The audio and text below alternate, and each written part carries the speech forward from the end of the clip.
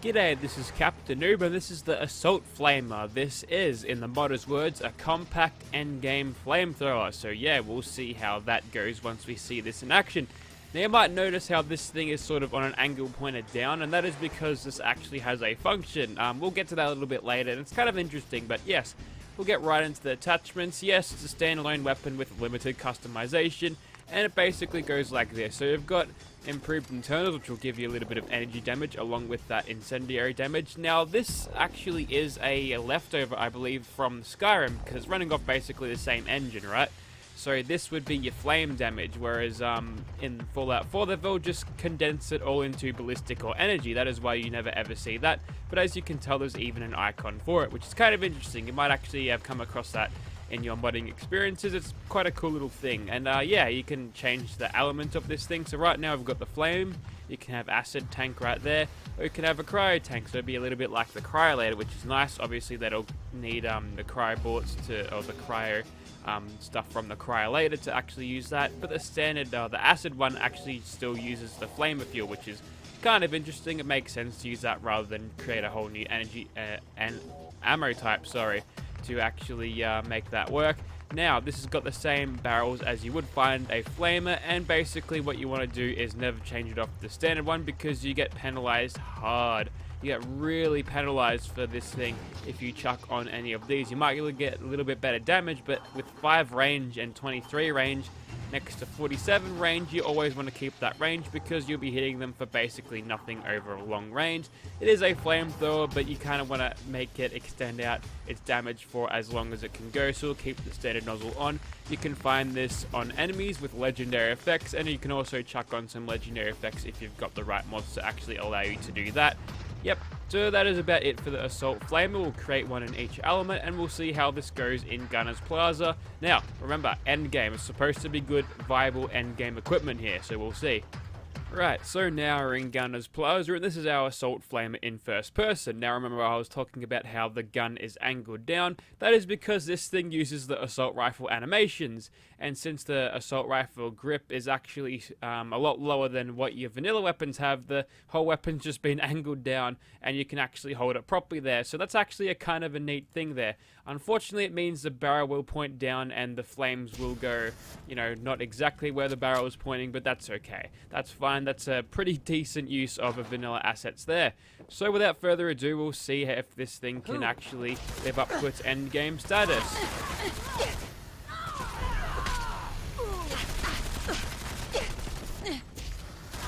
Well, this one certainly doesn't. We'll try this one. This one is the poison one.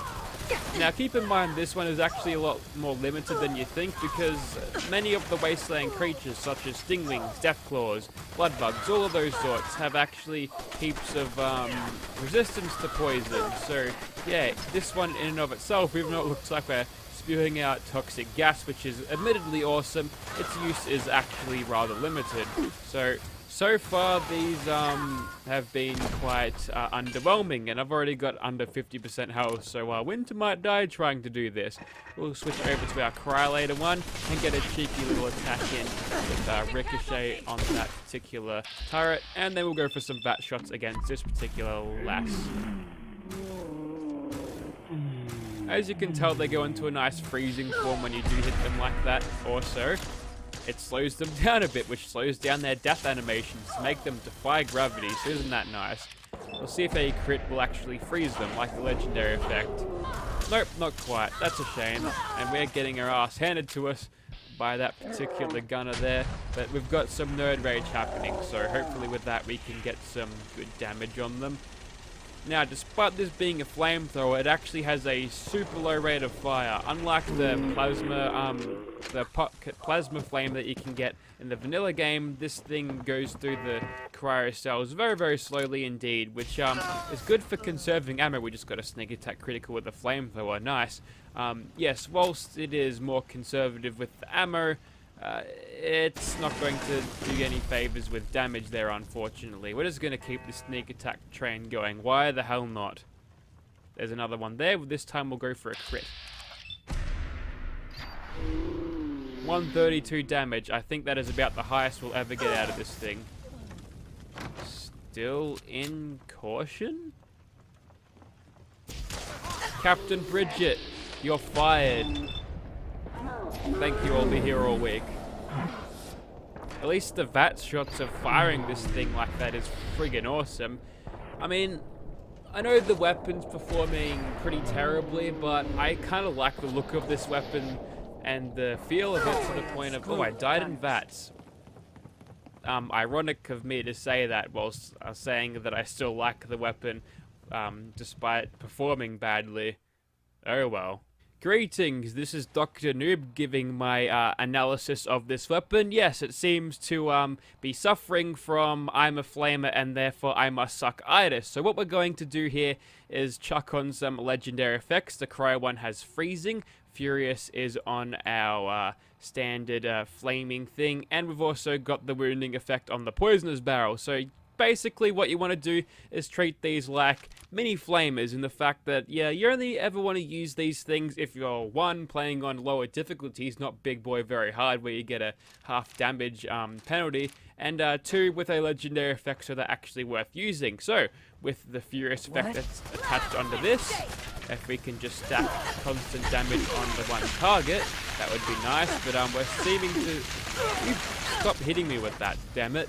That sounds like it's cutting into my flesh, which sounds very uncomfortable, but if we can just consistently hit the one person, which is a little bit hard when you're spraying a bunch of gunners who decide to run up close to you, but yeah, we can boost our damage exponentially with that, which is nice. The rate of fire of this thing obviously doesn't suit that though, so the Furious effect, it really doesn't work all that well. Now we'll go over to this one with the wounding effect, and similarly with its rate of fire, it should not be doing as well as the, we can actually get that poison gas to the turret. Obviously the wounding effect is going to make that bleeding happen, but as you can tell, we can get the damage stacking pretty well, but it's nowhere near as what you'd get with the wounding flamer of the vanilla game, because without that extra rate of fire, it's really not making all that much of a difference. See, I've used the wounding flamer before in a weapon spotlight video. Yeah, that was back in the day where I used to play on PS4 and have to farm all of my weapons individually, which was a huge pain in the ass. But yeah, I know from that, just with memories of using that thing, that still this thing is inferior to the flamer despite being lighter and also looking cooler, because it just simply can't, you know, deal the rate of fire to make the, you know, the legendary effects good enough. So this should be our freezing one, and I noticed that when we critted Captain Bridget, we didn't actually... There we go. So you have to be a little bit closer apparently. That's okay. Stop right there. Nice to meet you, Captain Bridget. Where we're going 2 for 2 now.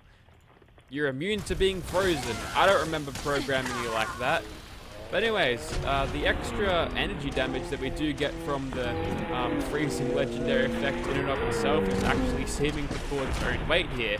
Also, we've got a lot more range than I would have thought, and wow, the physics really went apeshit there. Nice. And we've got most of our health back over 20% there, so we can go into Nerd Rage again if we so need. Our damage is back to lame again. That was obviously Destroyer of Arcadia and Nerd Rage giving me that extra damage there to make it almost viable. So yeah, I'm not too convinced about the end game thing. Oh, we're back into Nerd Rage again. Oh, you had Captain Bridget's pistol. No, you can't have that. I might die now because he shot me too many times with it. That explains why I went into Nerd Rage as soon as I looked at that dude. Alright, back on the Furious effects now. We'll use this thing in that so we can guarantee that one hit on the target. 69, 91, 120. Ah, yes, using this thing in that seems to be the way to go. Then we can get the no-kill like overkill bonus on that gunner. As we saw, we hit her for about 74 before the stacking decided to reset, since it's on a new target. I know it's not like how no-kill like overkill works, but it's like the closest thing you can get to it in Fallout 4. Okay, I think we're just about done here, bar a few turrets, but we'll charge up to them like a mad winter and kill them just like that. That one didn't even react enough to shoot me. That one did, however, but only shot me about once. So there you have it. That was the Assault Flamer. Endgame, maybe if you're playing on very easy or survival, but with the big boy very hard difficulty, 50% damage penalty is going to screw you over a lot with this weapon. Still, despite that, this thing actually looks really good. I actually really like the design of this thing. I still think it's really neat how the weapon is sort of angled down, although I think if you just like angle up the nozzle a tiny bit, you can make this weapon look proper good, because right now it just looks like I'm pointing at the ground with the flame, which I can forgive, that's fine, but it would be a little bit better if the nozzle was angled up a bit. So there you have it. I don't think I need to fight any monsters with this. We've already gone crazy with legendary effects. We've pushed this thing to the limits, and we've only just scraped by in Gunner's Plaza, so an end game weapon, this is not. Still, if you'd like to see this bad boy in your game, check out the description. There shall be a link down there. What are you moving your thumb for? That's weird. I don't think I've ever noticed that before. Anyways, yeah, links in the description. Thank you for watching, guys.